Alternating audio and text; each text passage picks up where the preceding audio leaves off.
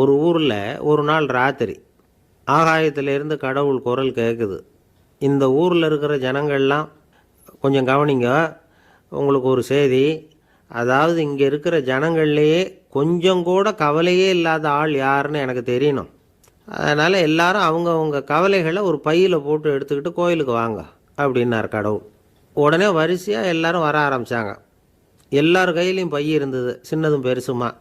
கவலையே இல்லாத ஆள் யாருன்னு தேடினார் கடவுள்.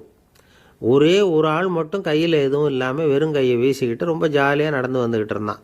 கடவுள் அவங்ககிட்ட போனார். ஏன்ப்பா உனக்கு கவலையே இல்லையா அப்படின்னு கேட்டார். எனக்கும் சில கவலைகள்லாம் உண்டு அப்படின்னானா அவன். எங்கே அதெல்லாம்னு கேட்டிருக்கார் கடவுள். பின்னாடி லாரியில் வந்துக்கிட்டு இருக்கு அப்படின்னானா அவன்.